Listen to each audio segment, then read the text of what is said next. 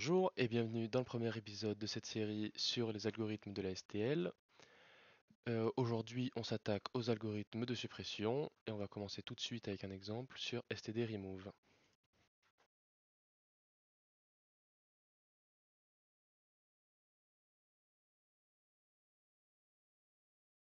Alors ici, qu'est-ce que j'ai demandé de faire? J'ai demandé de supprimer entre les itérateurs début et fin de digits toutes les valeurs qui valent 2.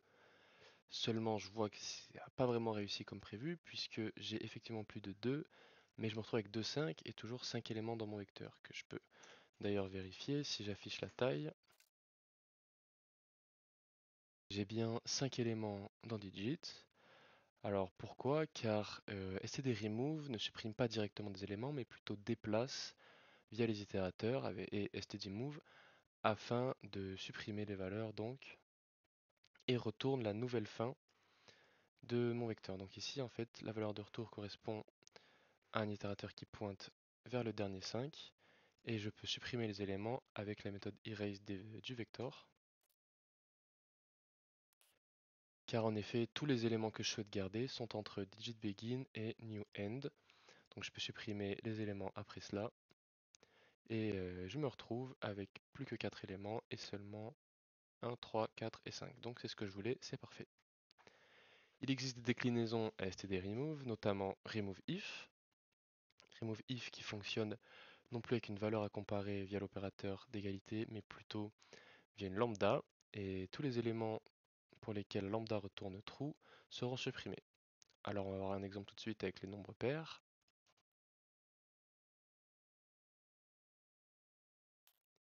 Ici j'ai donc créé une lambda qui retourne true lorsque je lui passe un nombre pair en paramètre.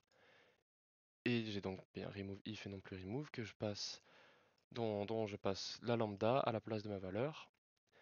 Et c'est parfait, je me retrouve plus qu'avec 1, 3 et 5, les valeurs impaires de mon vecteur. Maintenant voyons la dernière déclinaison de remove, c'est le removeCopy, qui va me permettre de copier les bonnes valeurs au sein de nouvelles ranges.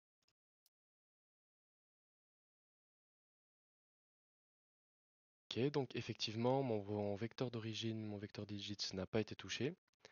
Et j'ai bien les valeurs sans le 2 qui ont été copiées dans output. Vous avez remarqué qu'ici j'ai commenté cette ligne, puisque ici newEnd n'est donc plus la nouvelle fin du mon vecteur digits, mais la fin de mon vecteur output. Donc je ne peux pas appeler erase avec cet itérateur.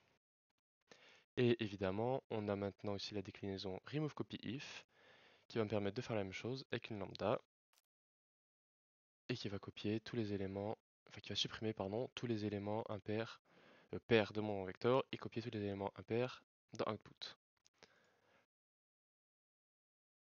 Le deuxième algorithme est std_unique. Alors, on va voir un nouvel exemple.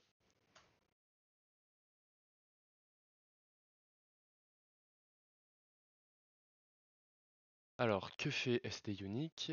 Il fonctionne de la même manière que remove, c'est-à-dire qu'il renvoie non pas qu'il renvoie la nouvelle fin de mon vecteur et ne va supprimer aucun de ces éléments.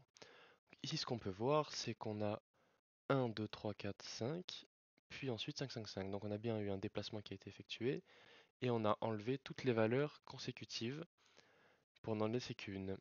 Et non pas, attention, seulement des valeurs uniques. Donc si on n'a jamais des doublons, donc ici je rajoute des 2, ils ne vont pas être supprimés, mais bien on n'en supprimera bien qu'un seul. Et à nouveau, je vais utiliser la méthode d'erase de mon vector. Et voilà, j'ai donc les éléments qui ont été supprimés. Et j'ai aussi la déclinaison unique copy qui marche comme le remove copy.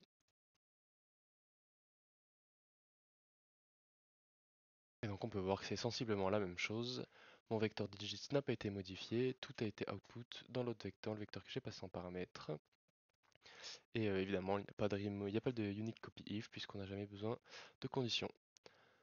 Je vous remercie d'avoir suivi cette vidéo et je vous conseille de vous abonner pour suivre les prochaines qui arrivent sur les autres algorithmes de la STL.